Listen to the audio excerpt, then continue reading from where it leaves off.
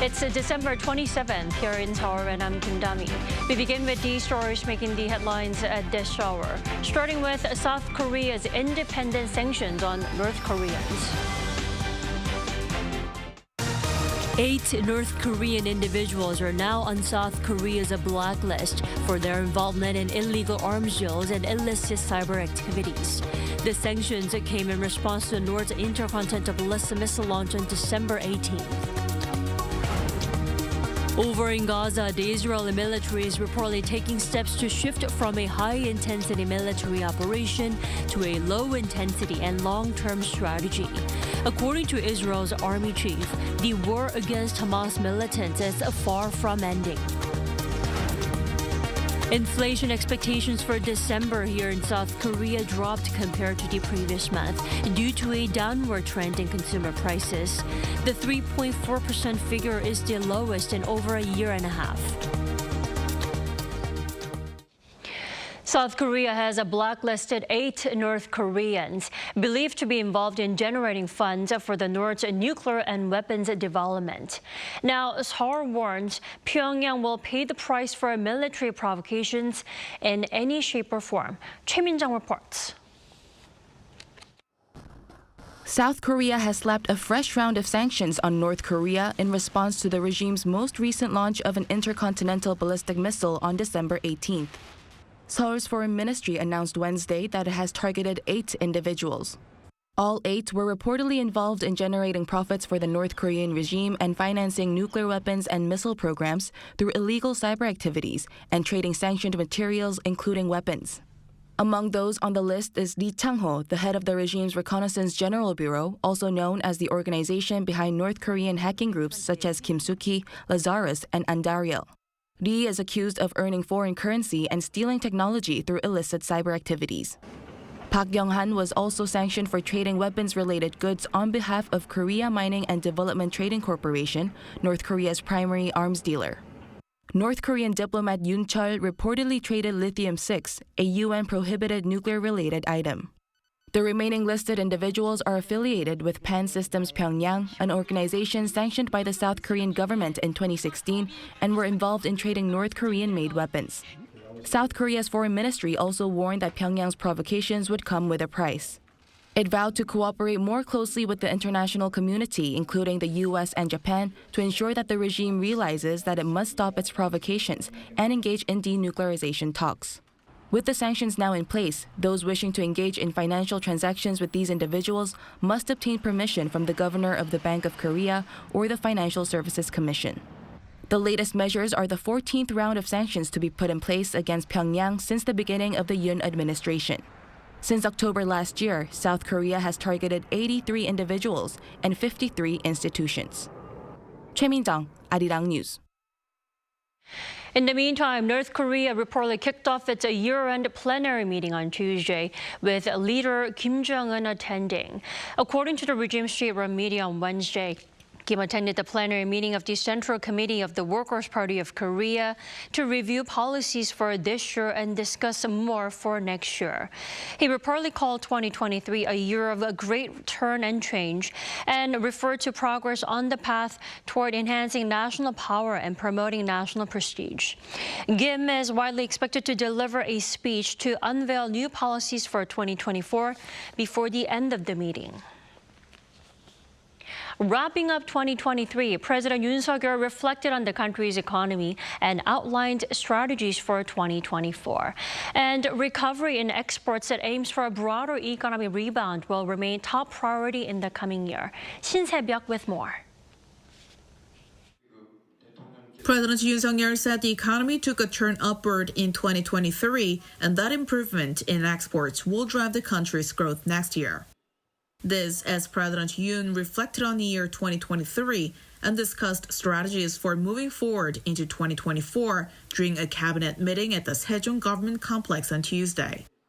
정부는 수출 중심의 회복세가 민생과 직결되는 내수 회복으로 이어질 수 있도록 서비스 산업을 집중적으로 지원할 것입니다.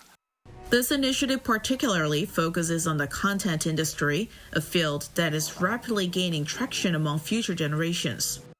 President Yoon also highlighted the strategic development of high-value sectors like finance and biohealth. In addition, he vowed to focus his efforts on invigorating local economies with a special emphasis on enhancing the tourism and food industries. Yoon's emphasis on nurturing domestic economies through export-led strategies came as South Korea is projected to post some $30 billion for this year's current account surplus. He thanked the people for making it possible. 파탄난 재정과 무너진 시장 경제를 복원하기 위해 노력해온 정부를 믿어주시고 협력해 주신 국민과 기업인들 덕분이라고 할 수 있습니다. During the meeting, President Yoon also addressed his dedication to implementing 3 key reforms in the areas of national pension, labor, and education. He said these tasks must be pursued to the end to elevate the nation's growth potential. He also highlighted further reforms in the medical sector, including plans to raise the enrollment quota of medical schools to ease deepening regional disparities in medical services. President Yoon also pledged a swift development of strategies through intensive discussions, given its urgency in safeguarding public health. Regarding the government's fiscal plan for next year, recently passed in Parliament, he said it reflects the government's sound fiscal policy principle and called on the cabinet for a swift execution of the budget. Yoon also vowed to do his utmost to enhance the people's quality of life and reaffirmed his commitment to dismantling barriers between government bodies to enable stronger collaboration across the board. Shin Se-byuk, Arirang News. And 2023 was quite an eventful year on the diplomatic front. We look back on the highlights of President Yoon's diplomacy in the global arena this year in keywords. Here's our top office correspondent, Oh Soo-young. South Korea's trilateral cooperation with the United States and Japan was at the core of President Yoon Suk-yeol's summit diplomacy in 2023. First, South Korea's military-focused alliance with the US, based on the Mutual Defense Treaty signed 70 years ago, became a global comprehensive strategic alliance, broadening their scope of cooperation to areas like tech, climate, energy, and more.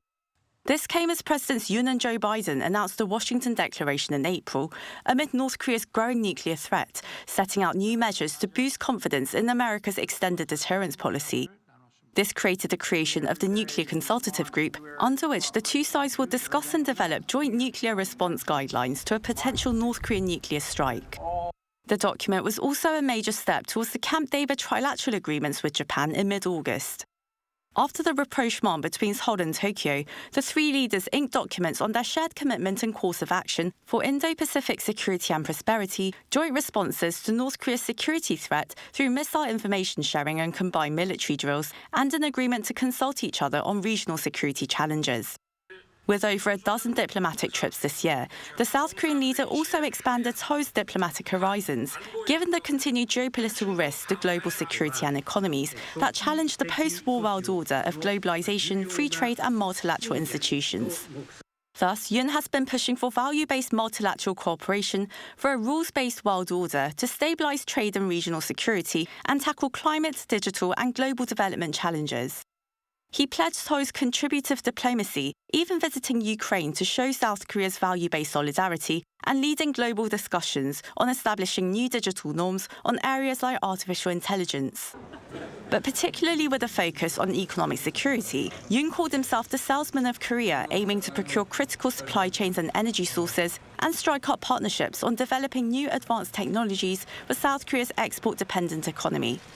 Major deals include the Downing Street Accords with the UK on deepening security and economic ties, including jointly developing quantum technology that could neutralize North Korean missiles. A semiconductor alliance was forged with the Netherlands to work on cutting-edge R&D in the technology, which is South Korea's #1 export item. Yoon also strengthened ties with Southeast Asian countries, sealing deals on mineral cooperation and closer trade with Vietnam and Indonesia. State visits to the United Arab Emirates, Saudi Arabia and Qatar, followed by a bilateral free trade agreement with Abu Dhabi, marked a new timely chapter for South Korea's Middle East diplomacy, as the post-oil era brings both crises and opportunities to Arab states as crude suppliers and South Korea as a major importer. Next year, economic security will likely continue topping the diplomatic agenda as Seoul looks to develop new export industries in areas like bio, defence, smart agriculture and nuclear plants. Oh Soo-young, Arirang News. Over in Gaza now, the Israeli military is reportedly preparing to transition into a low-intensity, long-term strategy. The change of action comes as the Israeli defense chief says the Gaza war will last many more months. Lee Seung-jae reports. The Israeli military says it's now preparing to shift its war operations from high-intensity fighting in Gaza to a low-intensity, long-term military action. The move comes as Washington has been calling on Israel to ease up on its heavy bombardment of Gaza and focus its attacks on Hamas infrastructure to limit civilian casualties.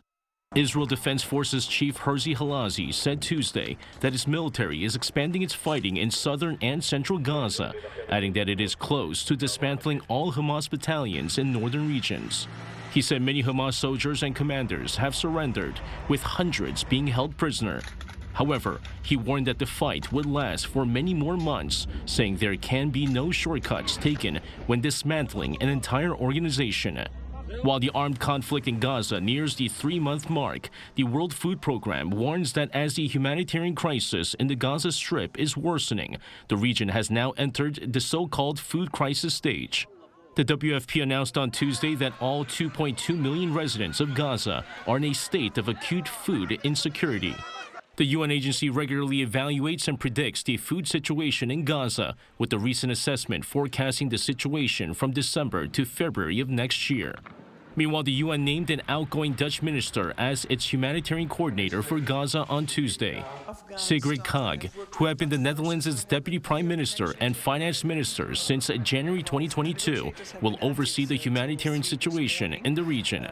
The appointment comes as the UN Security Council last week called for the safe and unhindered delivery of humanitarian assistance at scale, but did not call for an immediate halt to fighting. Lee Seung-jae, Arirang News. I'm not going.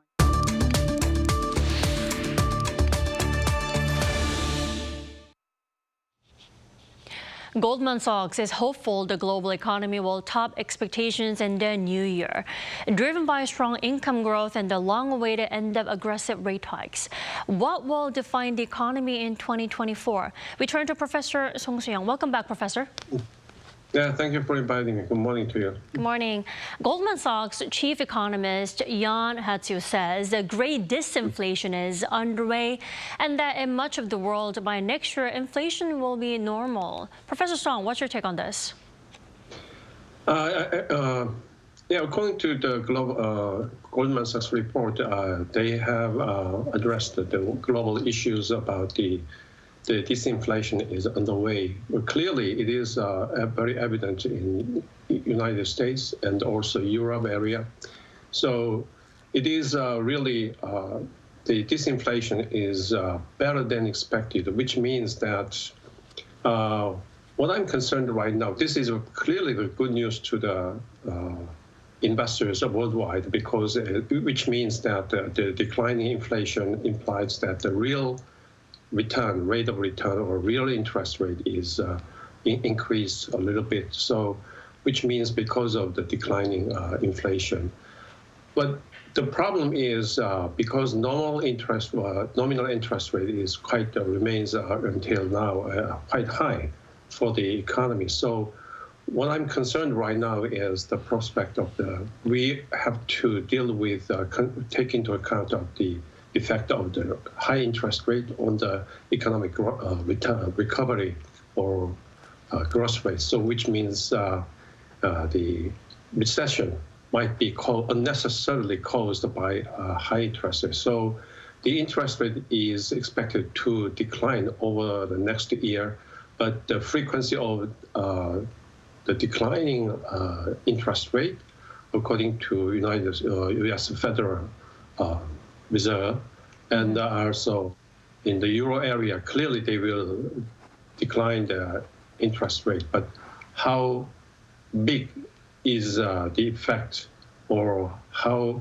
much frequently it has declined? Some economists is concerned about too hasty declining interest rates, such as, for example, the Nomadic Arirang has been concerned about that.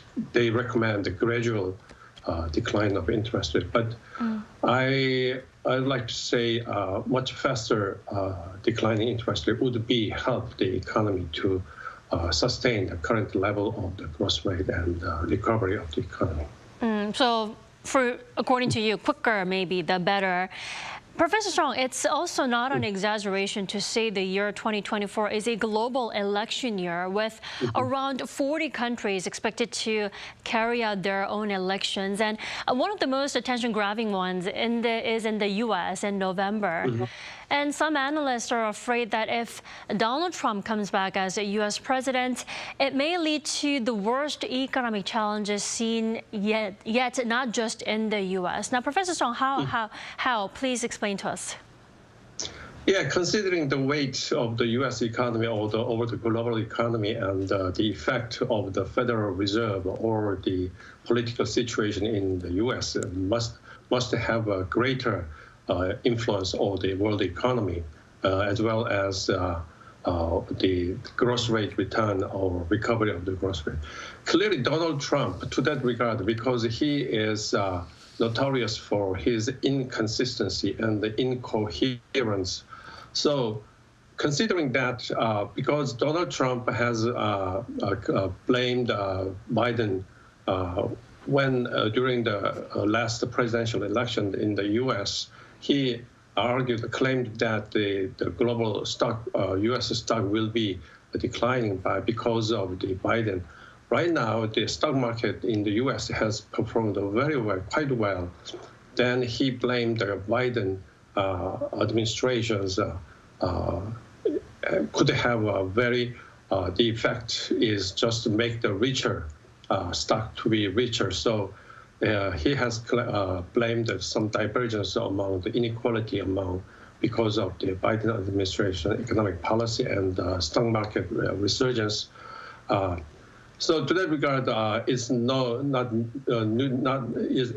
a news. The Donald Trump has been always inconsistent blame over the U.S. The issue is because he is change or reverse all the policies, economic policy as well as diplomatic and the political policy in the U.S. as well as worldwide, all but Biden administration. To that regard, that is very anticipate whether the president, the Donald Trump could be or will be elected as a U.S. president. That is the key issue. But recently, the state of Colorado has declared that Donald Trump should not be listed in the U.S. presidential ballot. So that could be a signal or harbinger that Donald Trump cannot be listed in the U.S. presidential election. But we have to wait and see because of United States are always composed of several states which has decided their own state policy independently of each other. Clearly, there is some kind of effect over each other. But so to that regard, that is uncertainty. But still, I believe is currently the Biden administration's posture has been improving a little bit in regard to the U.S. and China conflict. And also Biden administration put the pressure on the Israel and also decided to a little bit pull their leg or pull their involvement out of the U.S. and Russia, the Russia and the Ukraine war. So that means the intensity of the war or the conflict could be a little bit should be reduced, would be reduced most likely in year 2024. To that regard, the uncertainty cannot be increased. I think it will be decreased. So that would be a very favorable environment for the economy. And however, regarding the Korean diplomatic policy and the security policy and economic policy, currently, as far as I'm concerned, the Korean economy or policy has been dominated by some diplomatic consideration and the political consideration. So that is a little bit, I would like to balance, a little bit more balanced and improved posture is required for the Korean economy to come back to what it used to be on the normal path of the economic growth. All right, Professor Song Seong, thank you as always for your insightful comments. You have a great day. Thank you for inviting me. Yeah.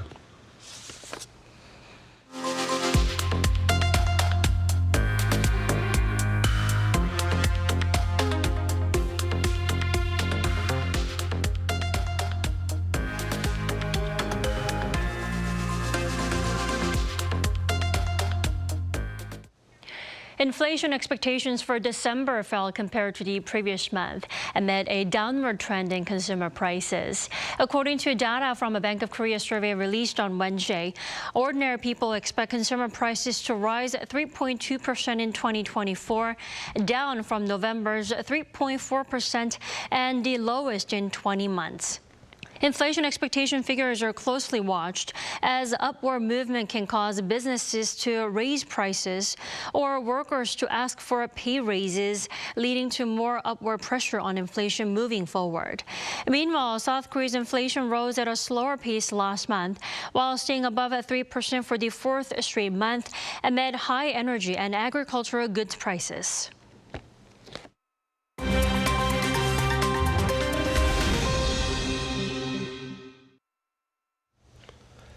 Good morning, I'm Kim Jong-un, and now we turn over to stories from around the world.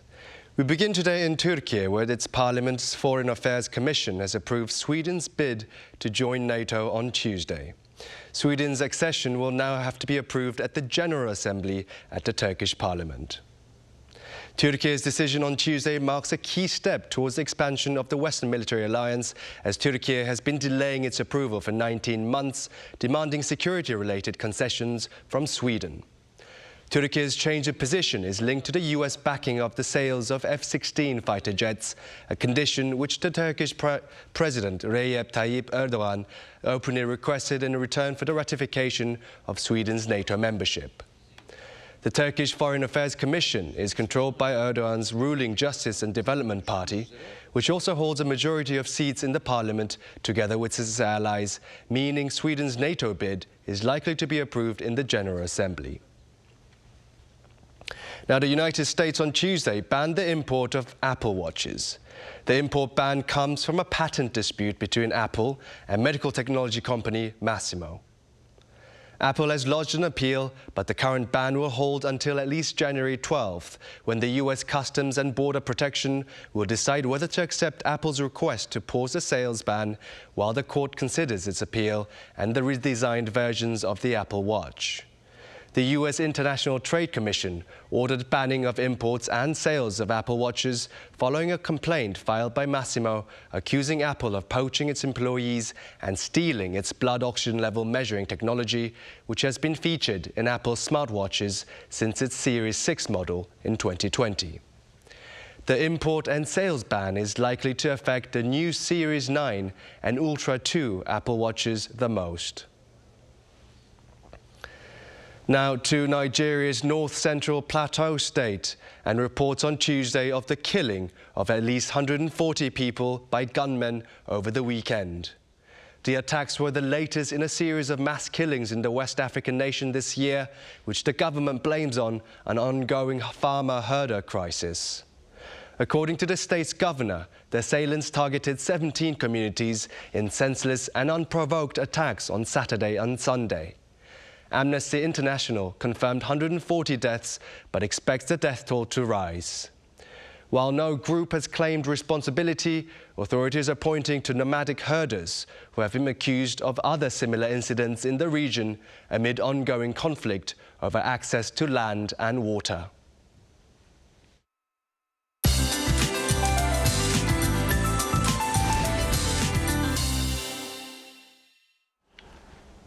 Good morning. We are getting relief from a severe cold wave this week. Temperatures will range similar to yesterday, hovering above the seasonal norms. But of course, it's that unwelcome find us as western parts of Korea are engulfed by high levels of dust. More smog has moved in overnight, so it will be dustier today and for the remainder of the week. Meanwhile, East Coast regions are being gripped by dry air with a dry advisory remaining in place. Morning temperatures are 2 to 3 degrees higher than the same time yesterday. Then highs in Seoul will be at 7 degrees, Gwangju at 10 degrees this afternoon. Skies will be mostly sunny for the central regions, Gyeongsang-Pukto and Jeollabuk-do provinces, but the rest of the country will see clouds passing by. New Year's weekend is shaping up to be a snowy one. Travelers need to bear the snow in mind and plan accordingly, but at least there will not be a major cold snap. That's Korea for you, and here's a look at the international weather conditions.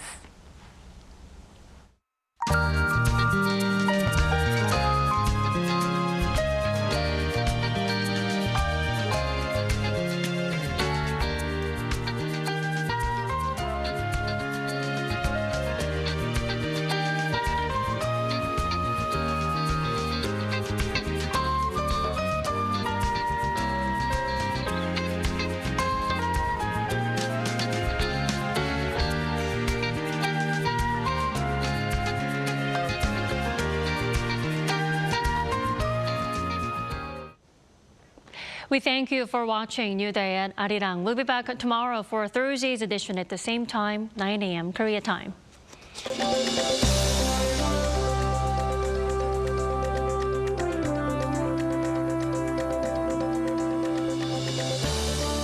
하나, 둘, 셋. Hey, Mr. Cupid, look my way. Make sure you listen to what I say. I may be stupid or quite naive.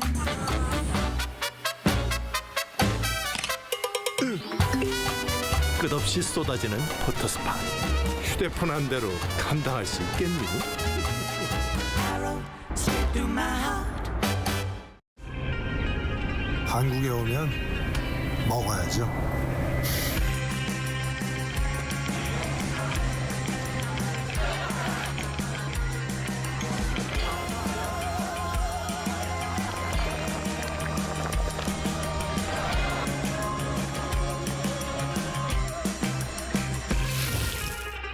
먹어도 끝이 없는 나라. 감당할 수 있겠니?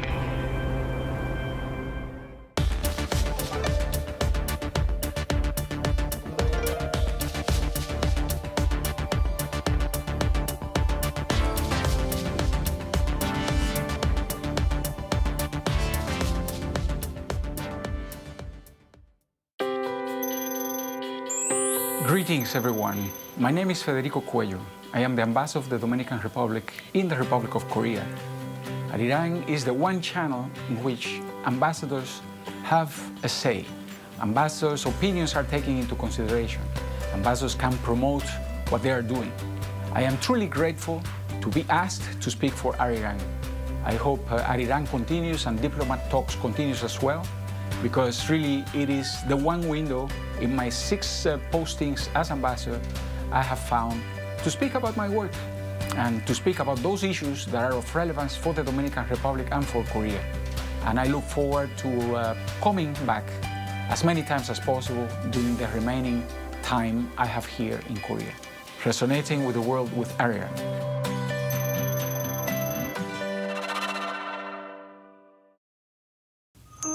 Everyone, are you enjoying the end of the year? You're not sure how to spend the rest of 2023? No worries. Here at Idewi's Counseling Center, we'll take care of your worries. So go ahead, tell me what they are. You want to finish the year with something special, but you're not sure what? Then how about spending it with Simply Contour? It'll be the perfect finish to this year. Can you go watch it right now? Of course! Do you want to go watch Simply Contour with me? Then this week's Simply Contour, don't miss out!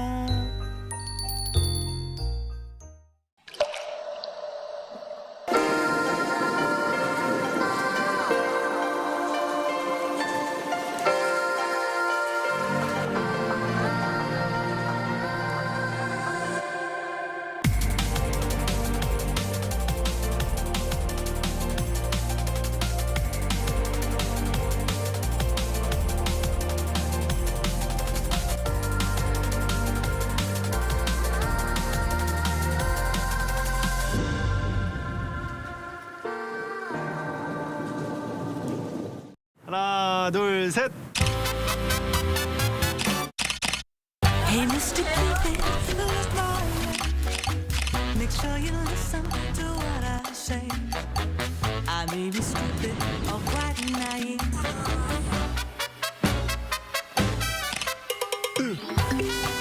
끝없이 쏟아지는 포토스팟. 휴대폰 한 대로 감당할 수 있겠니? Arrow straight through my heart. 웰컴.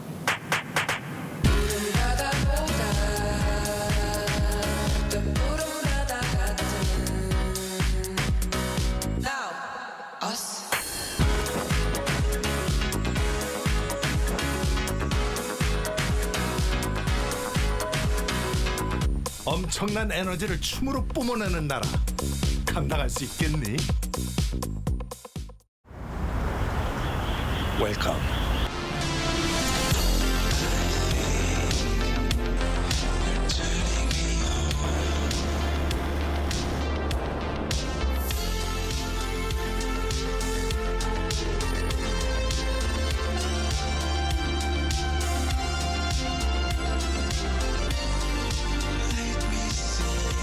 (24시간) 불이 꺼지지 않는 나라. 감당할 수 있겠니?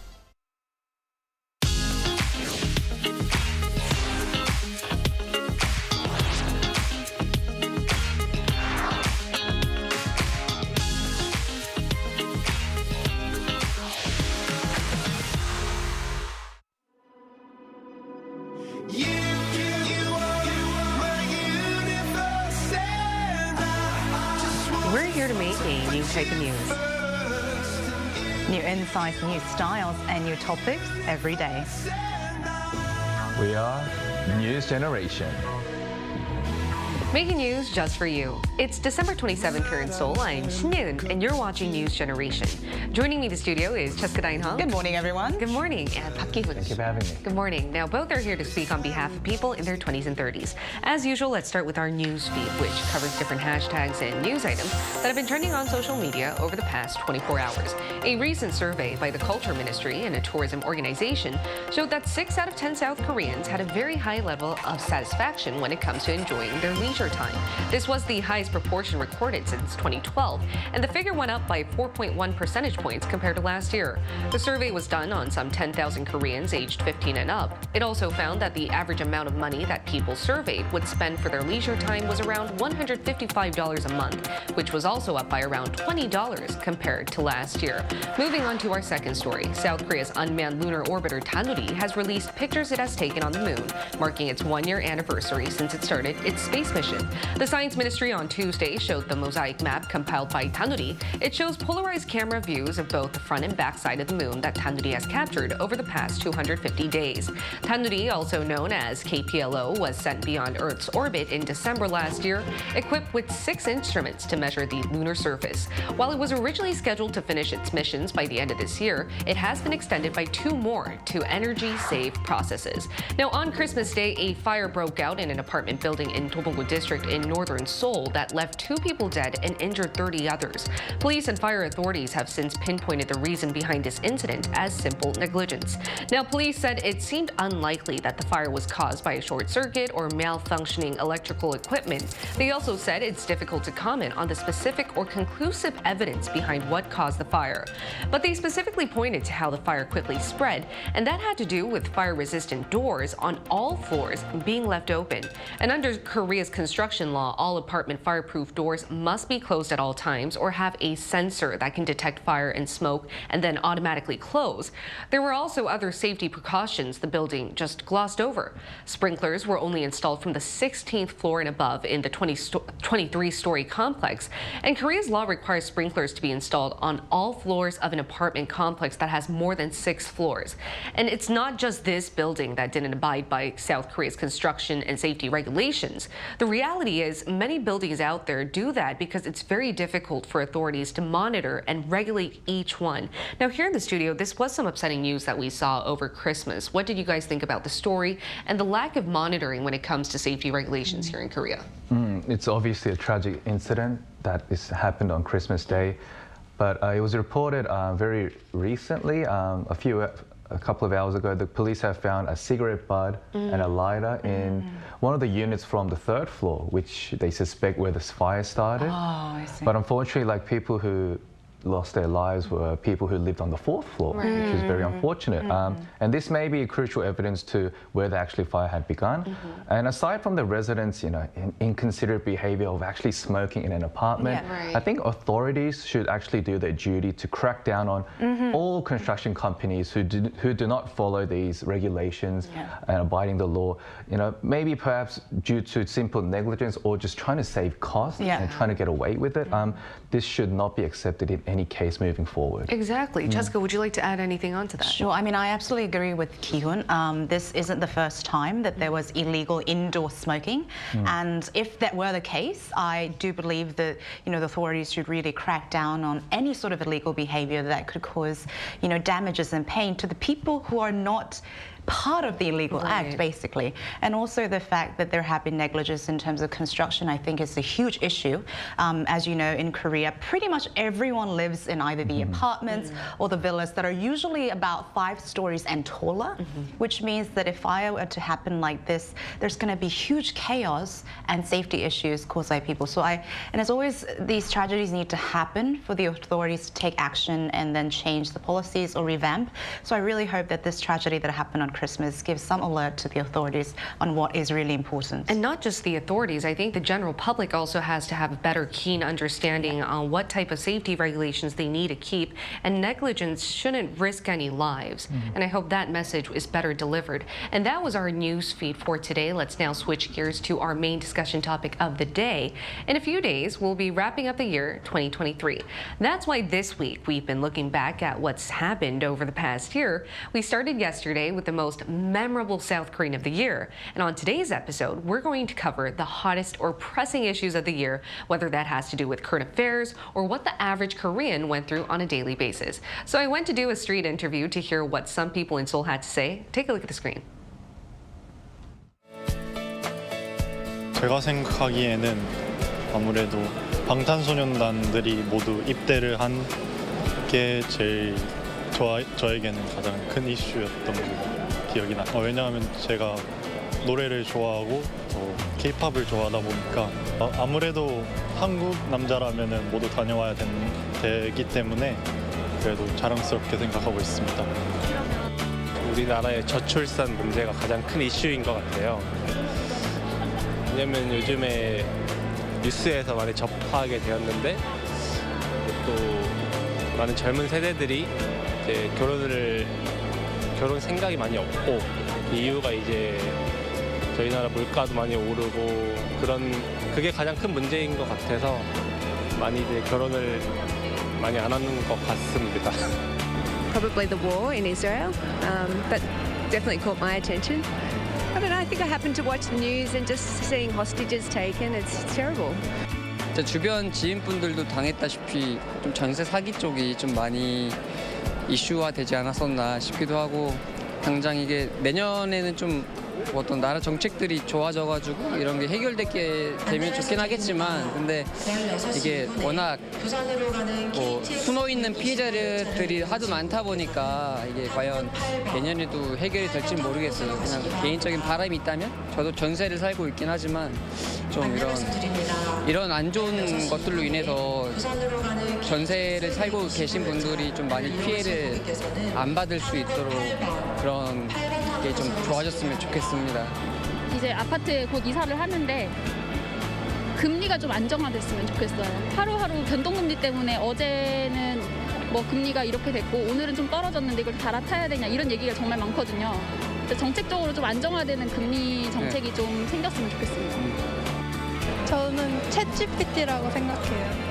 원래 저희가 과제를 할 때 인터넷에서 많이 찾아보잖아요. 근데 챗GPT가 도입되고 난 후에는 애들이 진짜 대부분 다 챗GPT로 돌리고 모든 과제를 챗GPT를 쓰는 것 같아서 정말 큰 도움도 되고 이슈도 되고 논란도 되었던 것 같아요. As we just saw, there were lots of incidents and issues that have shaken up not only Korea, but countries around the world this year. Namely, as many of the people I interviewed pointed out, there was 2 large-scale wars that affected events this year. And Cheska, why don't we start there? Let's delve into the war between Israel and Hamas. It really pains me to even have to talk about the war that's happening right now in a time where, we have advanced so far in technology and just human lives. In this frame of time, just when we were getting over the Russia-Ukraine war, in October, Hamas launched a massive attack and Israel began the retaliation, launching into a full-out war. Again, heart-wrenching as it is, but I think we have to face the facts and see this preposterous and outrageous pain and suffering people are going through at the moment. So more than 67% of all the deaths in Gaza were made up of women and children, and almost 2 million people, according to the United Nations, are currently displaced, not to mention some of the most reprehensible and awful war crimes that are happening to women and children at this time.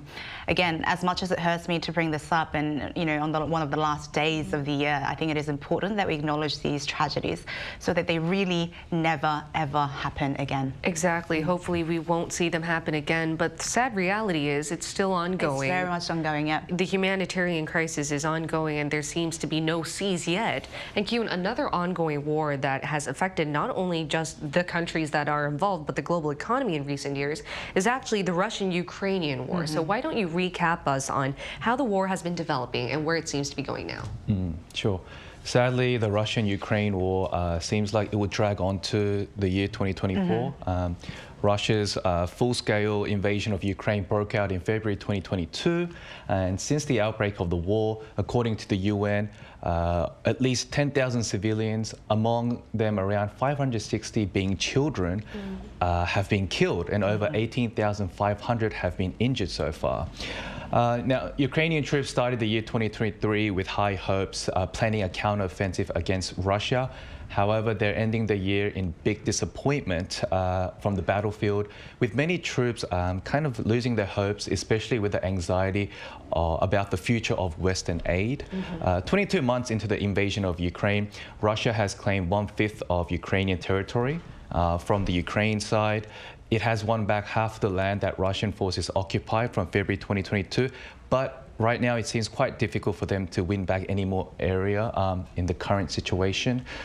So, along with the Israel-Hamas war, the upcoming 2024 presidential election in the US and other global distractions, I think the war in Ukraine has been kind of overshadowed in recent months, but it's a war that must be resolved as soon as possible. It's a war that must be resolved and something that we need to keep putting an attention on, especially since our generation, and as you mentioned, for both of these wars, people that are in our age group are also risking their lives out on the battlefield, as well as even younger ones, just taking their lives and they have nothing to do with it. Exactly, the civilians and the young children. Exactly, are being taken away. And as you both briefly mentioned, these wars are affecting even our generation, whether that be in economics or just on our daily basis. And I want to now focus on economy.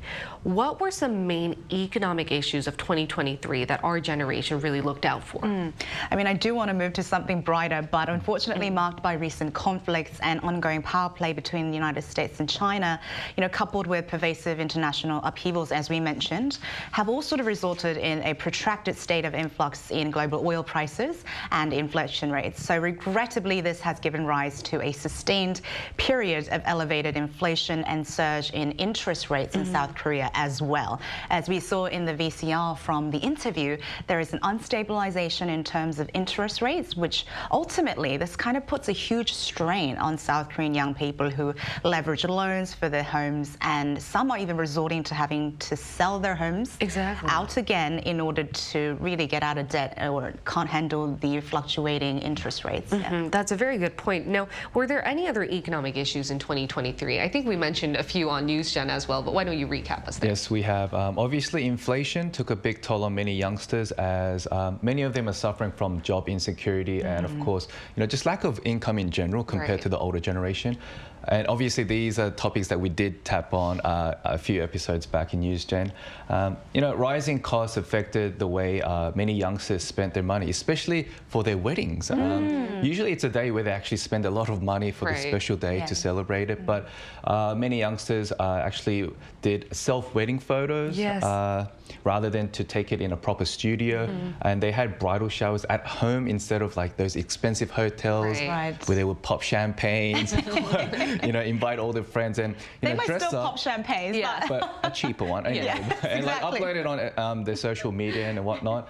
And I think also many MZers went on this cash-only spending challenges where they would just spend cash only, and they would have to upload how much they spent on a group chat to motivate each other to become, I guess, wiser consumers and like spend less, because if you have credit cards, you don't really know how much you're spending on a daily basis. So that's a really good challenge. I think overall the consumer behavior really changed to a more passive one throughout 2023. I think that's so true, especially since we've also mentioned a few times on News Generation that consumer prices have gone up so high.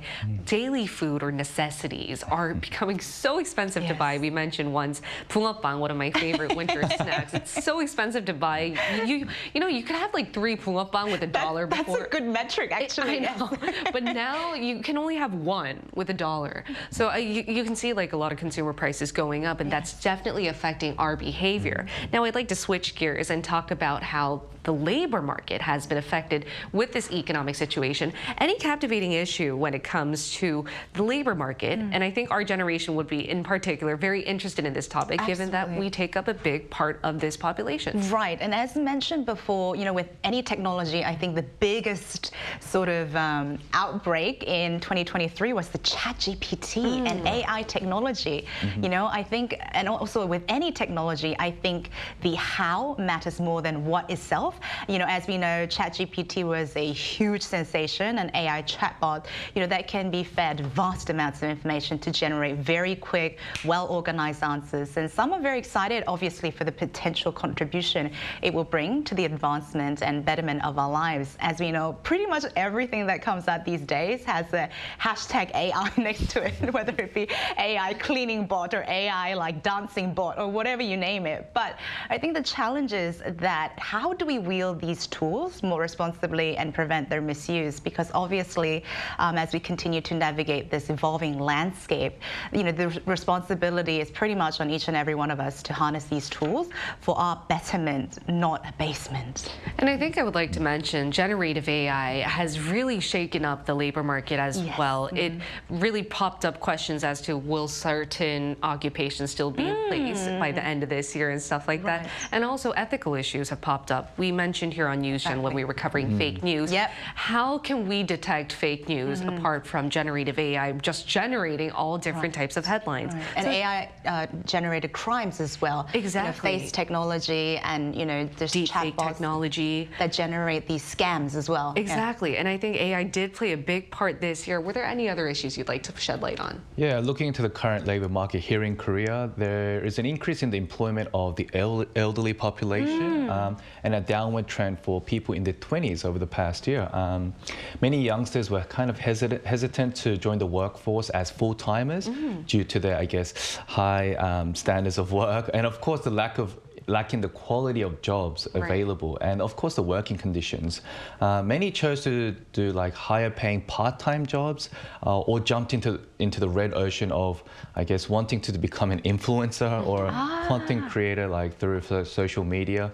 But I think the concern of the general public is that the Korea labor market needs to create more attractive jobs for the younger generation, for the sustainability of the Korean economy, because it's quite obvious the younger generation will be the future of our country, and we're in a very declining birth rate trend right now, so it is a worrying sign. So I guess we need to help more young people to just find better jobs, to continue to support the economy. Hopefully by providing counseling programs or any career path programs out there that can really boost up employment and actually the quality of work that we want to really see. Now, ending off on a lighter note, were there any other stories on culture or society that grabbed our generation's attention this year? Hopefully I have some interesting testimonials that I can bring. So on my recent business trips to both Los Angeles and New York, I have actually felt and realized this K-culture boom, especially in the food industry.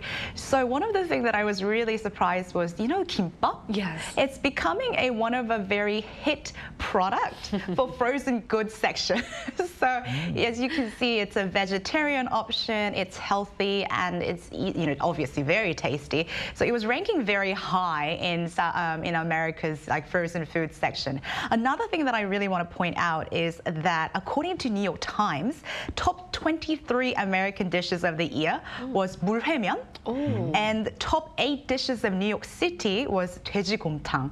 So let me just read a quote for you on what they described it as. So quote for 물회면, which is a noodle with sashimi and just very, very spicy and good. It says, quote, distinct at first, everything synchronizing in a bite that's deeply invigorating and bright any time of the year.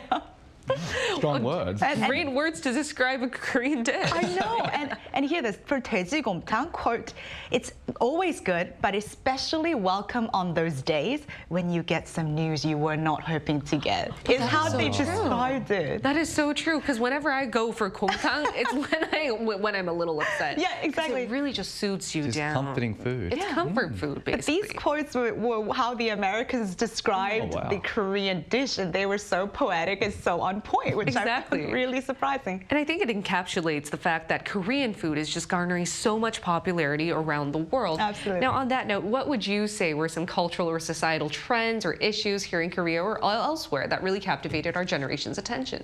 Before I mention that, I just want to say that I love it how kimbap starts with K, kimchi's K as well, and maybe 곰탕.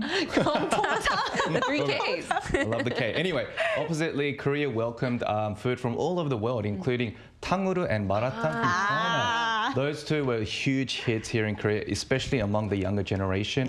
As you can see on the screen, that's 탕후루 right there. I actually tried one myself recently, and it was so sweet that I didn't really like it, but I guess, many young people younger than me really enjoy that food. I love it. Yeah. However, it did cause health-related issues, as there was a jump in diabetic patients.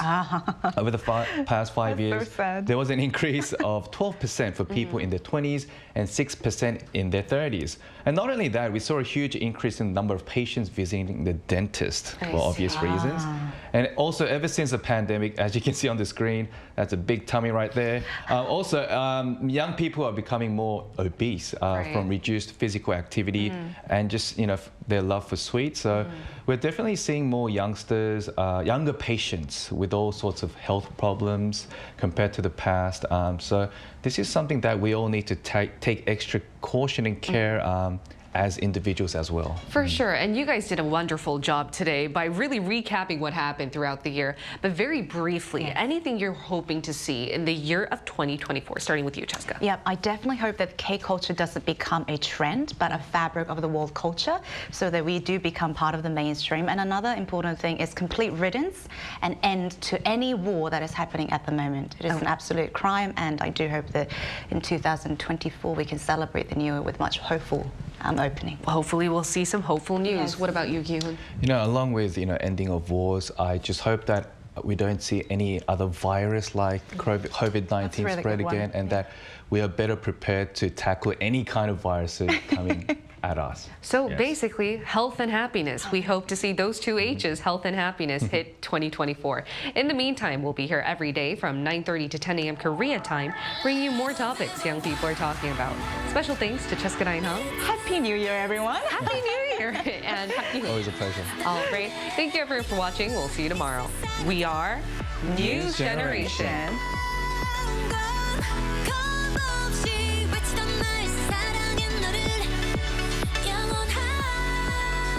하나, 둘, 셋. Hey, Mr. Cupid, make sure you listen to what I say. I may be stupid,